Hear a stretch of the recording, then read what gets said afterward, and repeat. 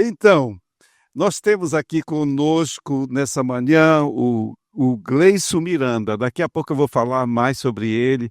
Pode ficar em pé, querido, depois eu vou falar mais sobre você. Seja muito bem-vindo, tá, Gleison? E o doutor Luan. E a Carol, é doutora Carol também, é? Sejam bem-vindos, queridos. Poxa, vamos poder sentar, eu vou falar um pouco. Já estejam prontos, né, para vir para cá daqui a pouquinho. Só quero falar rapidamente. O Luan já tinha me falado sobre o Dr. Gleison Miranda, que é mestre em física e doutor em astronomia cultural pela Universidade Estadual de São Paulo.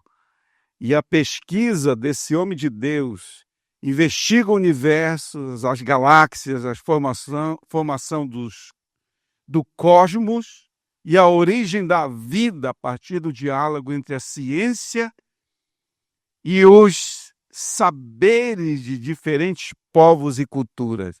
Você é paraense, é? Poxa, que legal, né? Que ótimo, né? Eu quero ir lá, eu vou falar do projeto dele aqui. É coordenador do CEL, do Astroparque Florestal e do Clube de Astronomia da Amazônia, atuando como divulgador científico na região amazônica. Também é preletor e coordena o projeto missionário interdenominacional Bacuris da Amazônia. Depois eu quero saber mais do que isso. Quem aqui gosta de bacuri? Levanta. Vocês são demais. Então, já está na época, é agora? Pô, rapaz, meu Deus do céu. Então, inclusive, para a turma aí do Start, eu comecei sonhado a gente levar uma caravana lá no parque dele, né? E ele tem um tempo com os nossos adolescentes e pré-adolescentes. Lá tem como é que chama? Telescópio tem, né? Poxa, rapaz, dá uma olhada. Eu quero olhar a lua de perto. Qualquer dia desse não vou marcar para olhar a lua de perto, quando for lua cheia. Então, aí o doutor Luan, quantos aqui já conhecem o doutor Luan? Dá um glória a Deus aí. Então, o doutor Luan é o meu psiquiatra, tá, irmãos? Ele é meu psiquiatra, ele cuida de mim, senão eu vou ficar mais doido. Eu não tô... Aí ele cuida de mim, mas realmente o Dr. Luan tem sido uma grande bênção, ele e a Carol, nas nossas vidas, na vida da nossa família. Que bênção! E eu quero convidar, não sei se o Luan quer acrescentar alguma coisa sobre o Dr. Gleison, assim, mas pode vir aqui, querido, que agora é a sua vez, é uma pequena introdução e depois é o Dr. Luan. Eu estou com uma expectativa enorme por essa palavra, por essa palestra. Obrigado, pastor. Amém. Bom dia, irmãos, graça e paz. É um prazer estar aqui. Obrigado, pastor, pela recepção. Obrigado aos irmãos pela recepção. É a minha primeira vez aqui na igreja. E é um prazer estar aqui com os irmãos, conhecendo irmãos de outras denominações. Nós somos membros da Igreja Evangélica Betânia, em Abaetetuba, e também na Igreja Ágape, em Moju. Eu sou de Moju, então quando a gente está em Abaeté é Betânia, e está em Moju é Ágape, porque lá não tem Betânia, né? Mas já conheci alguns irmãos da Paz, lá também, na Igreja da Paz também lá. E é um prazer realmente estar aqui, né, com vocês, compartilhando um tema que é de suma importância para a igreja. A igreja está dando espaço para esse tema, que em muitos casos, né, muitos jovens às vezes vão para a universidade e às vezes acabam, né, se desviando do caminho. Por quê? Porque a falta de conhecimento o povo perece. Então que esse momento aqui seja um momento de aprendizado, amém?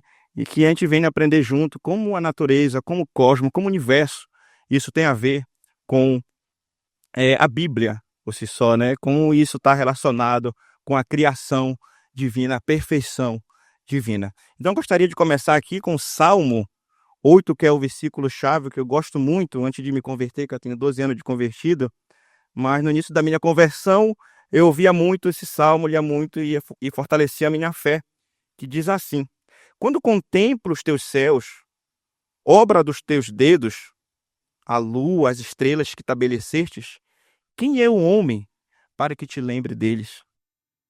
Amém? E no Salmo 8, versículo 1 diz assim: Ó Senhor, Senhor nosso, quão magnífico em toda a terra é o teu nome.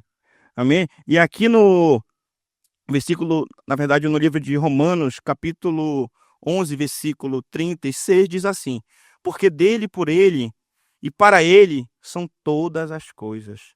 Glória, pois, a ele eternamente. E finalizando aqui em Isaías 40, 26, diz assim: Levantai ao alto os vossos olhos e vede quem criou estas coisas. Foi aquele que fez sair o exército delas segundo o seu número. Ele chama cada estrela pelo seu nome, por causa de sua grandeza, das suas forças, e por quanto é forte em poder, nenhuma delas faltará. Glória a Deus. Então, irmãos, o papel hoje aqui é trazer um pouco dessa comparação de quão grande é o nosso universo, quão grande é o nosso Deus. Às vezes a gente lê aqui na Bíblia, né, mas às vezes quando a gente não tem uma comparação, algo assim para ter um padrão comparativo, a gente não tem uma dimensão. Então agora a gente vai aprender isso. E eu queria começar com uma analogia. Vocês já foram em praia, né? Praia, quem gosta de praia, eu gosto muito. Alguma vez na sua vida você já tentou contar os grãozinhos de areia das praias? Da praia? Dá pra você pegar uma mão cheia assim e tentar contar, você consegue? Não. Mas se você pegar, diminuir e colocar só na pontinha do seu dedo, você consegue? Já começa um pouquinho a melhorar. Talvez com um instrumento, um microscópio, outro instrumento, você conseguiria conferir a quantidade exata. Agora imagine a praia de Caripe, que eu vou muito, que é perto da minha casa. Mosqueiro, Salinópolis, Copacabana. Pega as praias de fora do Brasil também agora. Pega as praias de todo o planeta. E também pega agora as areias, a areia do deserto do Saara. Você conseguiria contar? Não, né? Quem conseguir contar, eu faço um pix. Brincadeira. Quem conseguir contar, mochê, eu faço um pix. Irmãos, e aí vem um cientista chamado Carl Sagan, ele disse o seguinte, que existem mais estrelas lá fora, no céu, do que todos esses grãozinhos de areia que eu citei para vocês. Vocês acreditam nisso? Não é eu que estou dizendo isso. A ciência já comprovou que o nosso universo é tão grande, tão magnífico, que essa quantidade toda de grãozinho de areia não chega nem perto ainda da grandeza que é o nosso cosmos. E detalhe, essas estrelas que a gente vê hoje aí, o nosso Sol, por exemplo, é uma estrela pequenininha, mas tem estrela que é 100 vezes, 1000 vezes maior do que o nosso Sol. É como se fosse uma bola de futebol lá no centro do campo, aqui no Mangueirão. O Sol seria essa bola e a outras estrelas, que tem outras estrelas, seria o campo de futebol com o estádio. De tão pequenininha que é o nosso Sol. E tem estrela que demora 1 ano para chegar aqui, a luz dela, 4 anos a mais perto, além do Sol. Tem estrela que a luz dela demora 10 anos. Tem estrela que a luz dela demora 100 anos. Tem estrela que a luz dela, saindo hoje de lá, na velocidade da luz, que é 300 quilômetros em 1 segundo ela viaja, ela demora 100.000 anos. Tem estrela que se ela sair hoje de lá, a luz dela vai chegar daqui a 1 bilhão de anos. Glória a Deus por isso. Amém, irmãos? E eu gostaria de mostrar um vídeo para vocês entenderem a complexidade do cosmos. Amém? E após o vídeo, eu encerro a minha fala. E muito obrigado. Amém, queridos? Vamos aplaudir o Senhor.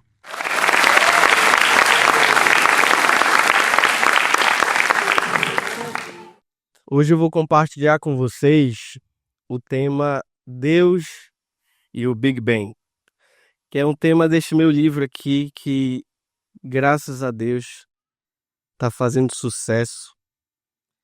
Nós conseguimos uma venda de total de livros em torno de 1.500 livros e o estoque esgotou. E eu estou fazendo que a editora faça novas impressões. Mas isso, o fato de eu sempre gostei de ciência, sempre gostei de entender o universo. E aí, eu sempre quis um livro que conciliasse o conhecimento teológico com a física, com a ciência.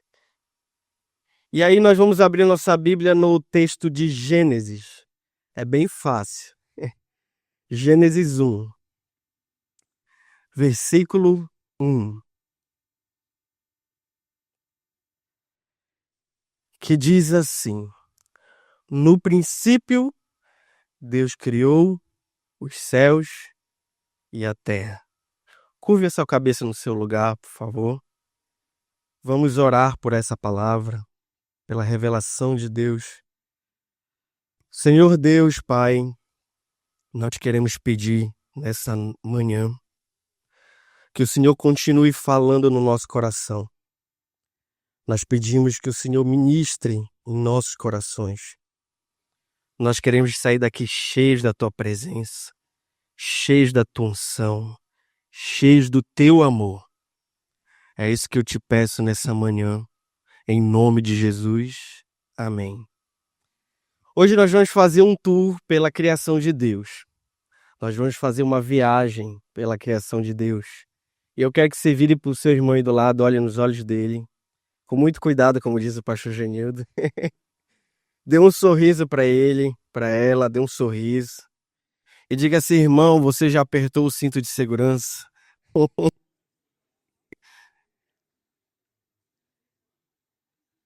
Deus diz o seguinte: no princípio ele criou os céus foram criados primeiro e depois a terra.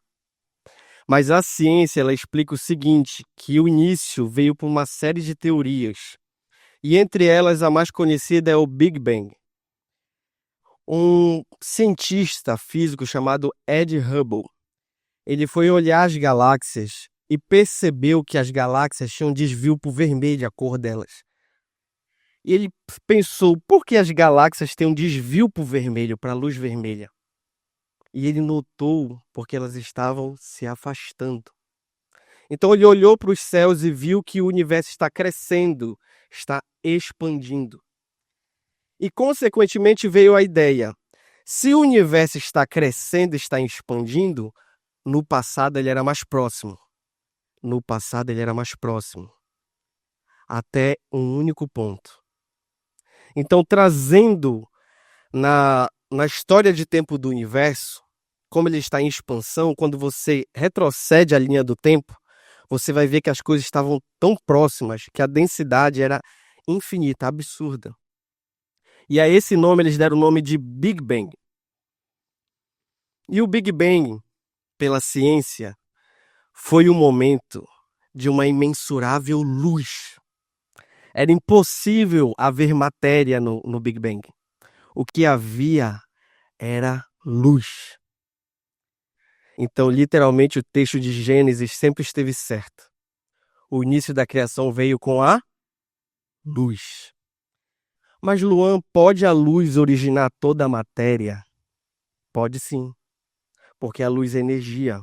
E energia, ela se equivale à matéria, ela pode formar matéria. Assim como a matéria também pode formar energia. Essa é uma equação mais conhecida no mundo, que é a equação de Einstein. E é igual a mc ao quadrado. Mas falando para vocês sobre a criação, o que havia antes do início? O que havia antes que a ciência diz que foi o Big Bang? O que havia antes? A ciência não sabe explicar o que haveria antes. A ciência não tem explicação para o que havia antes de tudo. Mas a Bíblia tem. Porque a Bíblia descreve que o nosso Deus, ele é eterno. Nosso Deus sempre existiu e sempre vai existir. Então, antes de tudo, nesta terra, o que a ciência não sabe explicar e que nós sabemos é que havia Deus. Assim como fala em Salmos 94, de fato, 1000 anos para ti são como o dia de ontem, que passou como as horas da noite. Deus não está preso a linhas temporais como nós, seres humanos. E a ciência chegou a comprovar que esse momento de criação ocorreu. Gente, só para vocês terem uma ideia, todo mundo acreditava que o universo sempre existiu e era eterno. Mas a ciência chegou à conclusão que teve um início, o que a Bíblia já dizia há muito tempo atrás. Alguém aqui tem aquelas TVs antigas na casa ou já assistiu naquela TV antiga? Quem aqui já teve Levante a mão quem teve TV antiga. A galera dos 90 para trás. A galera, a galera dos 90 para trás assistiram essa TV. E você tinha que pegar a antena e ficar... a- posicionar a antena para pegar o sinal. Vocês sabiam que esse chiado que acontece na TV ou no rádio é um resquício do começo do universo? Era tanta energia, tanta liberação de energia no começo, que essa energia devia estar por aí. Em determinado tempo, dois cientistas chamados Arnold Penzias e Robert Wilson, eles estavam apontando a antena pela primeira vez ali, aquela antena de rádio, e eles não sabiam de onde vinha esse chiado, todo o tempo era chiado. E aí eles achavam primeiro que eram os pombos que ficavam na antena, que estavam danificando a antena. Mas ele chegou à conclusão que para onde você observa no universo, há um fundo de micro-ondas. Que na verdade esse fundo é o resquício do começo de tudo. E aí a ciência foi progredindo. Aí veio Ptolomeu.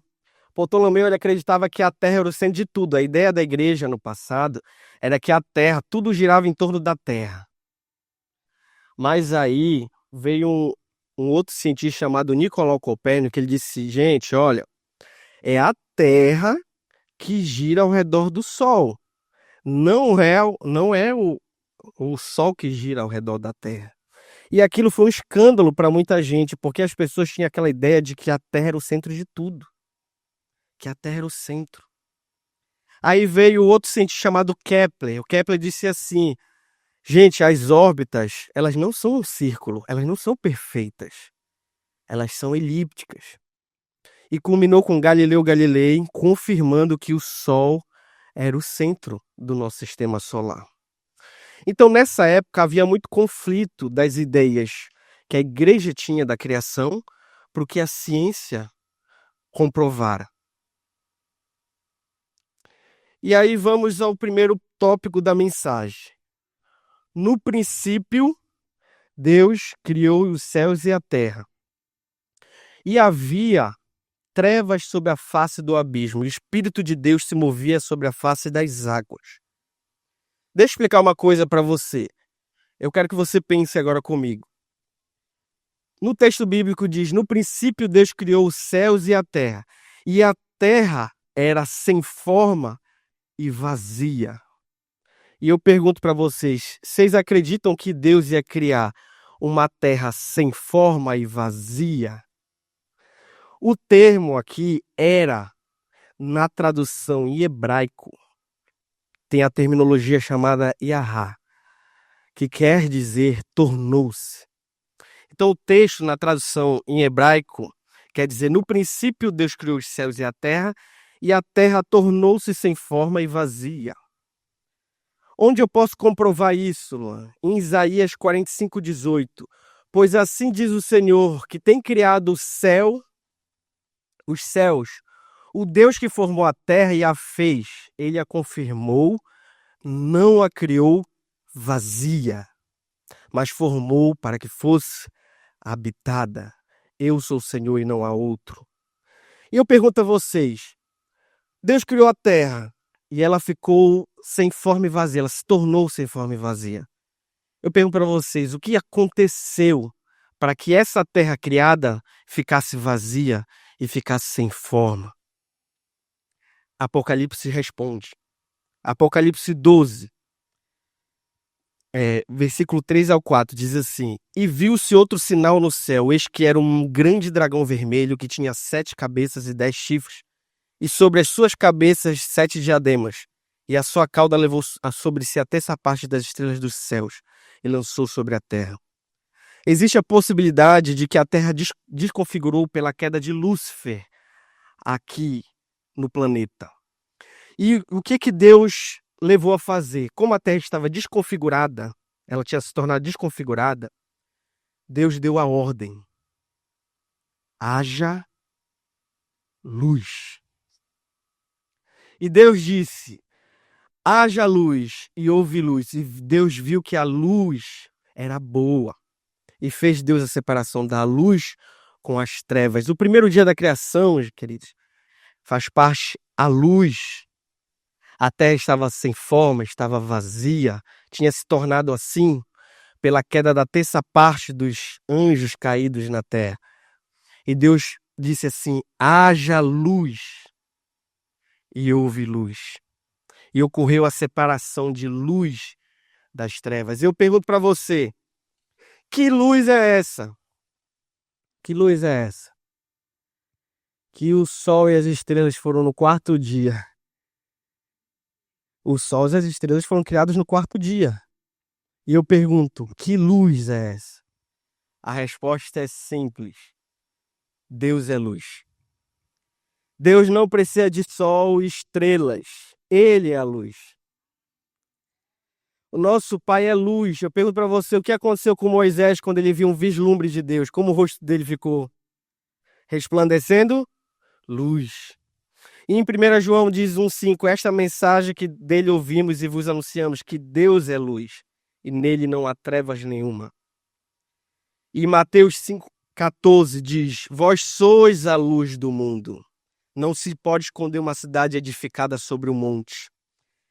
Mas prosseguindo o versículo, assim resplandeça a vossa luz diante dos homens, para que eles vejam as boas obras e glorifiquem o vosso Pai que está nos céus.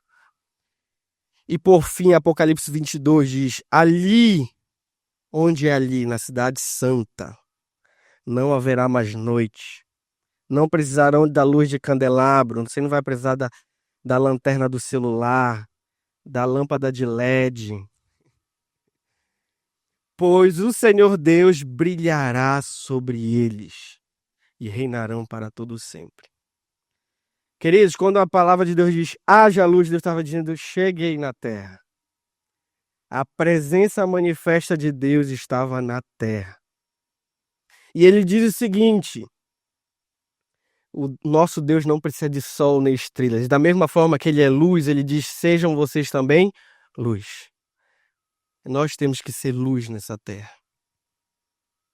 E eu vou falar algo curioso da ciência para vocês sobre a imagem do sol. Olha só. Essa aqui é a imagem do sol.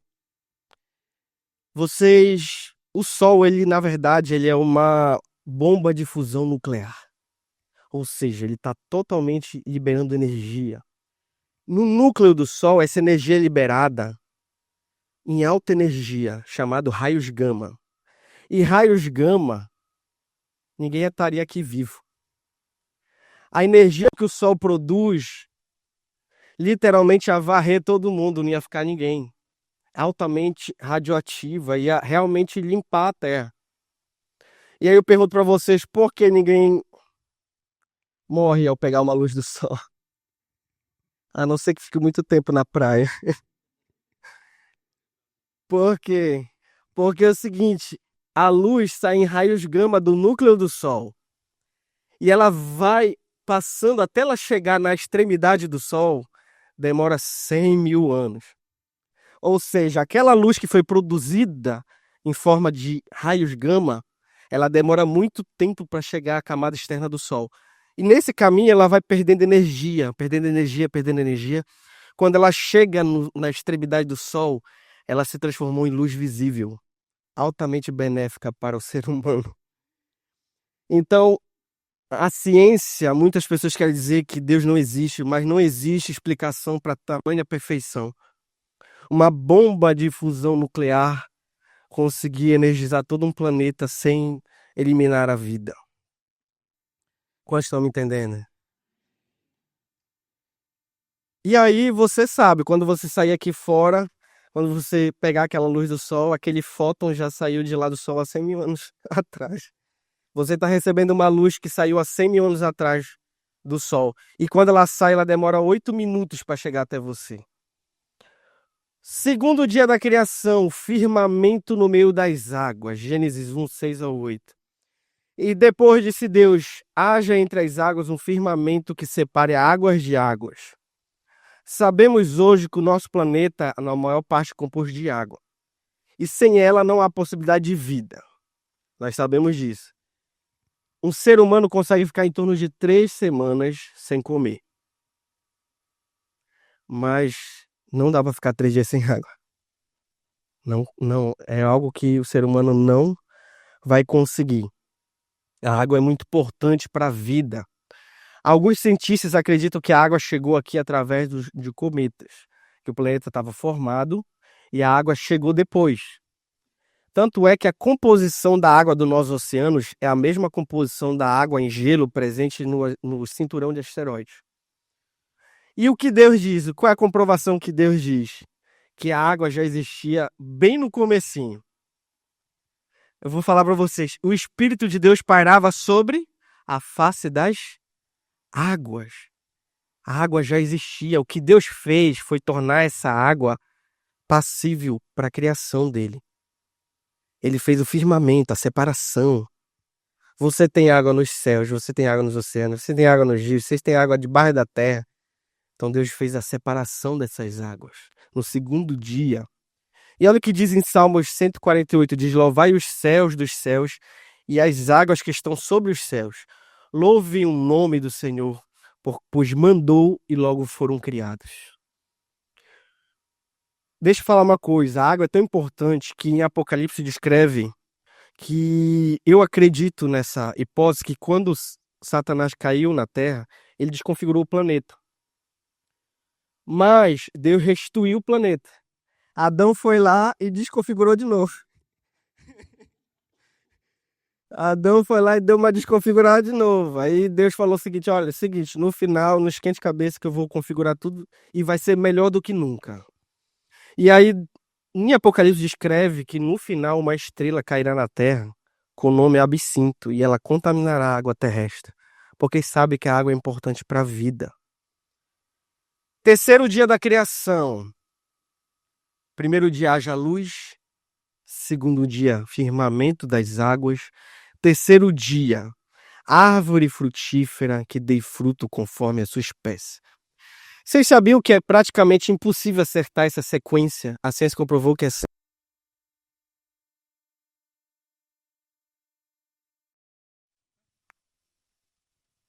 Oi. A ciência comprovou que essa sequência ela está certa. E a chance de ter acertado essa sequência é basicamente impossível. Árvore frutífera que dê fruto.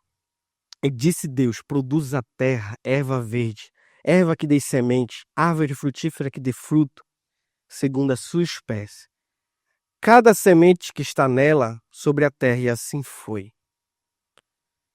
Deixa eu perguntar para vocês. Quem gosta de fruta aqui? Tem gente levantando os 2 braços assim. Gosta muito de fruta. Quem gosta de açaí? É, querido.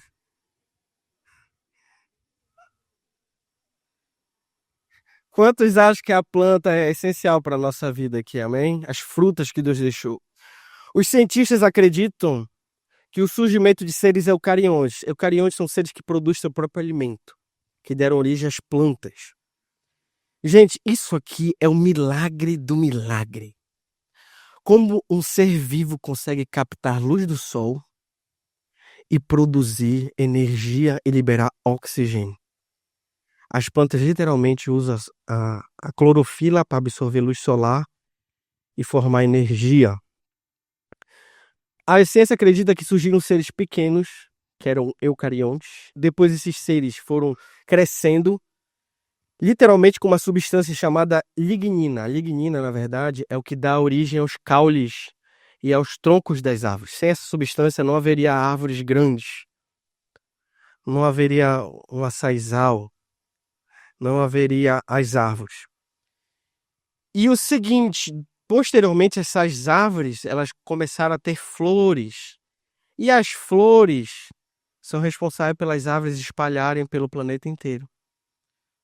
E vocês sabiam que as plantas, a ciência comprovou que elas tinham um sistema nervoso? Então quer dizer que as plantas ficam ansiosas? Você já viu alguma planta ansiosa? O pessoal tá falando aqui que as mangueiras do centro elas estão ansiosas. Que elas nem esperam o carro passar, elas já estão caindo, as mangueiras. mas elas têm um centro nervoso chamado micenas. Na verdade, interiormente na Terra, elas se comunicam. Se eu corto uma árvore numa região, ela solta substância no sistema nervoso dela para dizer para as outras árvores que está acontecendo um problema lá. E as outras árvores têm uma resposta, elas mandam nutrientes para aquela outra árvore que está lesionada. E tem uma possibilidade de que nos céus essas árvores sejam plantas, sejam coisas magníficas. Eu li o livro da Mary Baxter, que é um livro de revelação. Ela diz que numa das visões que ela teve, ela diz que quando ela visualizou os céus numa visão dela, ela disse que a sensação era que as árvores cantavam. Tudo adorava a Deus. Inclusive a sensação que a adoração saía até das plantas. E eu creio nisso, queridos, porque Deus é tão maravilhoso que olha Apocalipse 22:2 diz, no meio da sua praça, eu estou falando aqui em Nova Jerusalém, e de um outro lado do rio estava a árvore da vida, que produz 12 frutos, dando o seu fruto de mês em mês, e as folhas das árvores são para a saúde das nações. Então Deus viu que a árvore é tão importante que criou realmente uma árvore chamada Árvore da Vida. E que eu creio, e se você quer comigo, você vai dizer amém. Que todos nós vamos desfrutar dessa árvore um dia, amém? Quarto ponto, eu estou fazendo a sequência da criação. Haja luzeiros, está aqui os sóis, as estrelas no firmamento dos céus. Disse Deus, Gênesis 1:14, haja luminares na expansão dos céus para haver separação de dia e noite.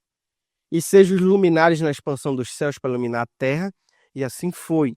Deus fez dois grandes, o lumiar maior para governar o dia e o menor para governar a noite, e fez as estrelas.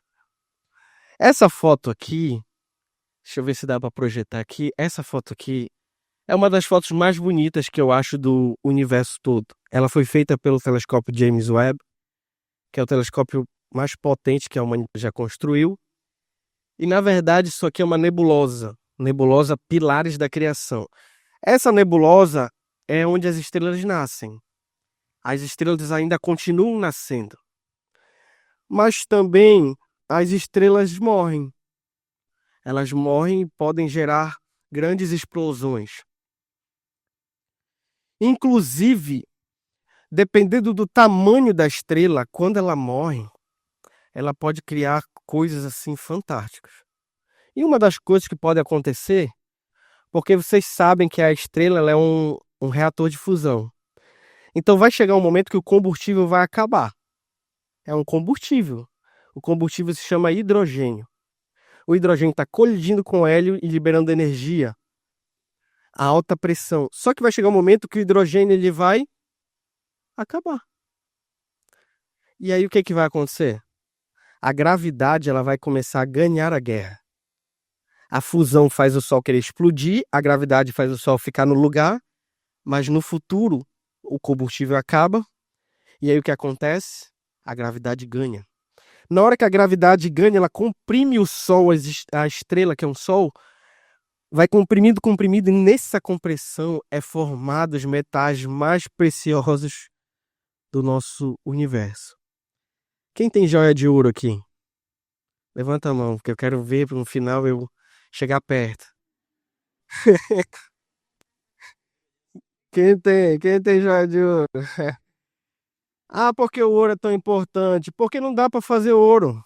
Ouro é feito dentro de estrela, dentro de compressão de gravidade, dentro de núcleo de estrela. Não tem como fabricar. Então Deus viu que o ser humano se importa tanto com ouro que diz, cara, vocês vão pisar em ouro. Quem aqui vai pisar em ouro? Amém?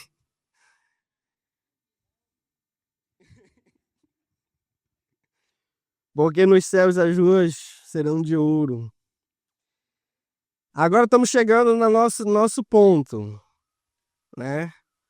Produz a terra seres viventes. Deus já fez as plantas, já dividiu as águas, já preparou o terreno. Agora, como a vida surgiu? Vou falar para vocês que a ciência não sabe explicar isso. Eu acho difícil saber. Tá? A teoria mais recente é que realmente o ser humano veio do barro. A ciência comprova isso. O barro tem todo o material orgânico para a composição de uma vida. Se você pegar um barro para analisar, dependendo do local, você vai ver que tem material orgânico, tem lipídio, tem aminoácido, que está na composição do nosso DNA. Aí vem um homem chamado Francisco Red. Eles queriam afirmar que a vida podia surgir de coisa inanimada, de coisa não viva. Mas todo mundo sabe que a vida não surge de coisa inanimada. Francisco Red descartou a teoria e afirmou que a vida só poderia vir de outra vida. Lamarck diz o seguinte, acho que tá engraçado Lamarck, de verdade. Porque Lamarck diz o seguinte, a girafa ela tem um pescoço grande, porque de tanto ela tentar se esticar para chegar na árvore. Aí ela foi passando para os filhos dela o pescoço grande. Quer dizer que se eu malhar eu ficar fortão, meu amigo. Quer dizer que eu vou passar pro meu filho e ele vai nascer fortão. É assim que funciona? Ele já vai nascer, ó. Não, não é assim que funciona. Aí veio o Darwin. Aí Darwin brigou com a igreja, fez uma viagem de uns 4 anos, foi lá e disse assim, olha, existe um negócio aí chamado seleção natural, né? Que é o que acontece? O macaquinho lá, né? Ele foi desenvolvendo, selecionando os mais aptos até se tornar o Homo sapiens. E eu quero perguntar para você agora, quanto de vocês acham que você surgiu do macaco? Ninguém acredita nisso, né, cara? Mas assim, ó, vou explicar para vocês, vou refutar Darwin como um argumento. As bactérias, se você pega um antibiótico, na pandemia todo mundo tomava azitromicina, chega não tinha mais nem na farmácia. O pessoal pegava azitromicina e toma-te. Aparecia uma leve coriza, azitromicina. Inflamou o dedo, azitromicina. Todo mundo já estava sabendo. Só que o que aconteceu? As pessoas geraram resistência a antibiótico. Luan, por quê? Porque literalmente a pessoa selecionou as bactérias mais resistentes para ficar no seu corpo. Porque o antibiótico acabava eliminando as bactérias nocivas e mais fracas, mas deixava as mais fortes. Isso aí é chamado de processo de seleção. Isso ocorre, gente. Ocorre. Existem mutações, deleções, inversões de DNA, de segmentos de DNA, que promovem doenças. Mas, na verdade, o que Darwin não percebeu é que uma mutação ela pode alterar uma forma de um bico de um pássaro. Mas ele não deixa de ser pássaro. Quantos estão me entendendo? Você pode sim mudar material genético, você pode selecionar sim indivíduos mais fortes. Contudo, isso nunca produziu um novo ser. Eu nunca vi um pássaro se transformar num sapo. Eu nunca vi um sapo se transformar num touro. Nunca vi isso. Então, Darwin errou a ponto de afirmar que a evolução era a origem do ser humano. E levou muitas pessoas ao ateísmo, a desacreditarem de Deus. Quando na verdade nós sabemos quem foi o criador de tudo conforme a sua espécie. E por fim a genética, veio a genética com Mendel. Mendel disse o seguinte, queridos, tem um código aí, tem um mistério aí. E esse código você consegue se transmitir à sua geração. Ele deu o nome de alelo, porque na verdade não se tinha um conhecimento genético importante na época. E aí, dentro de você, dentro de cada célula do seu corpo, cada célula da minha mão, do meu pé, meu cérebro, meu neurônio, cada célula carrega um código genético que foi desenhado e escrito pelo seu Deus. Amém? E assim, tu me explica, doutor, se a célula do meu... Vamos lá, a célula da minha mão, ela tem o mesmo material que a célula do meu fígado, por que as células são diferentes? É o mesmo material. Se o meu neurônio tem o mesmo DNA que tem a célula lá do meu dedão, eu pergunto a vocês, é o mesmo código, por que é diferente?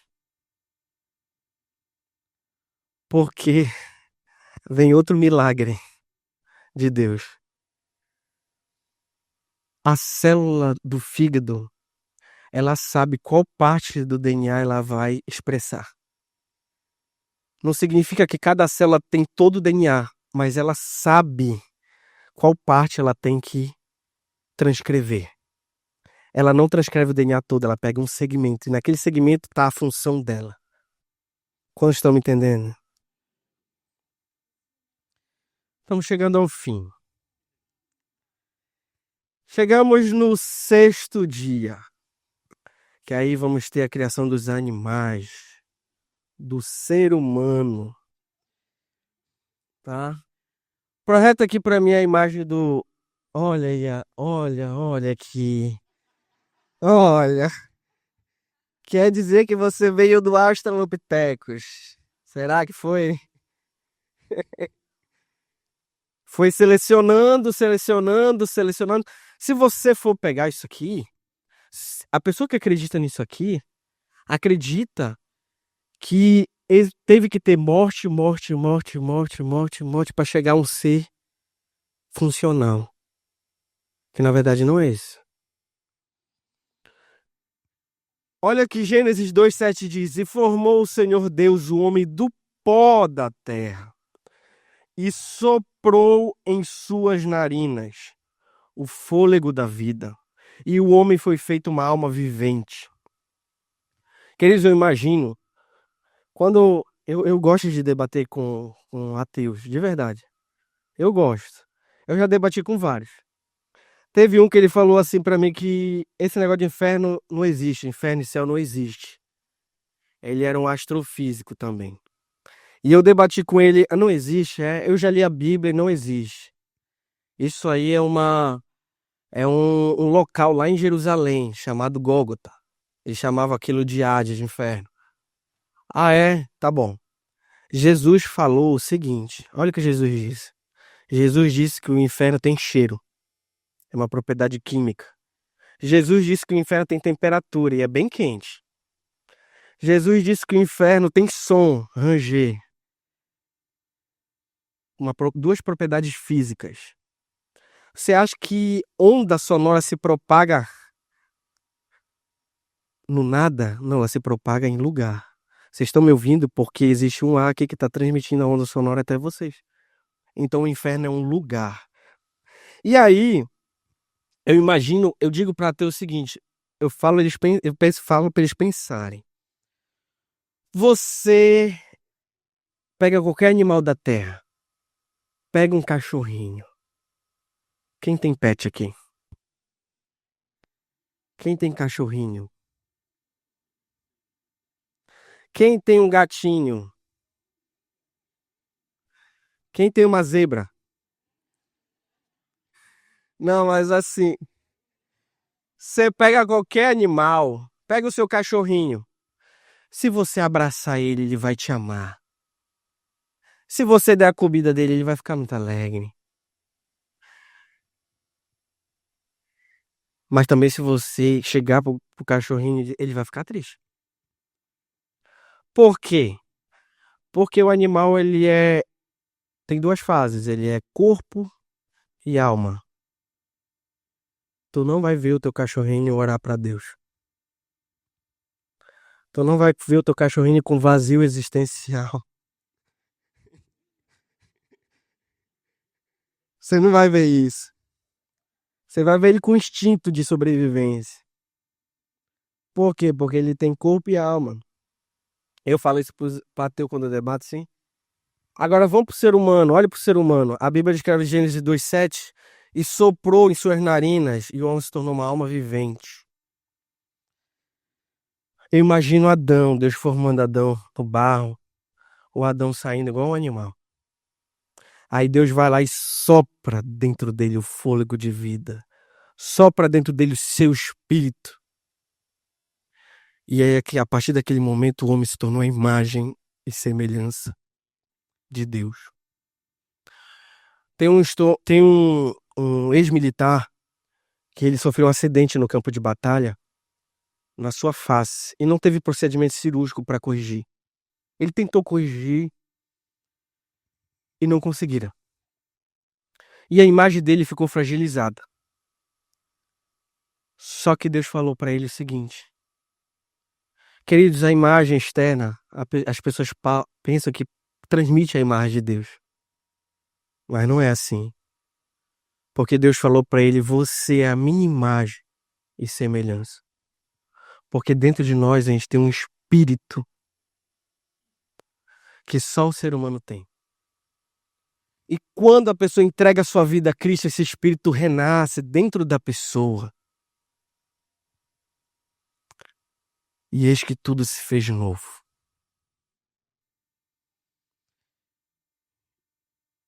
E por fim eu vou mostrar algumas imagens para vocês. Esse aqui é o nosso planeta Terra. Eu acredito que todo mundo mora aqui. Por enquanto. Depois vem o nosso Sol, tá? O nosso Sol. Após isso vem o nosso Sistema Solar, um conjunto de planetas girando ao redor do nosso Sol. Depois vem a nossa galáxia, chamada Via Láctea. Por essa coloração meio de leite, assim, deram o nome Via Láctea. E só para vocês terem uma ideia, você está bem aqui, ó, em um dos braços da Via Láctea. Queridos, olha, se a gente tivesse mais no interior, não tinha vida. Se tivesse mais para fora, não teria vida. Literalmente, o nosso sistema solar anda na mesma velocidade que o giro da galáxia. Ou seja, em perfeição, em perfeito alinhamento. Se desviasse um pouquinho, não teria planeta aqui, vida aqui. Esse aqui é o aglomerado Laniquer. Aqui, nessa pontinha do aglomerado, só para vocês terem uma ideia, cada ponto desse é uma galáxia. Cada pontinho. Como o Dr. Gleice falou, é as areias, não dá para contar. Nesse ponto vermelho é onde a nossa Via Láctea está. Ela está ali, ó, no ponto vermelho. Isso aqui é um aglomerado, tá? No tecido do universo. E aqui é basicamente tudo que o ser humano já conhecido do universo. Cada pontinho é aglomerado de galáxias. Então é uma dimensão imensurável. E eu vou finalizar com esse versículo. Jó 26:14. Eu vou ler com vocês. E isso tudo é apenas a borda das suas obras. Um sussurro suave que ouvimos dele. Mas quem poderá compreender o trovão do seu poder? Deus fala também que a glória dele é realmente manter oculto, não revelar todas as coisas aos homens. E quem tentar descobrir, atinge a glória dos reis. Então, queridos, conhecer o universo, conhecer a criação, conhecer a obra de Deus, olhar quando você está andando na natureza e ver que aquilo ali tudo é milagre. Tudo é milagre. E tudo foi feito por ele e para ele. Amém?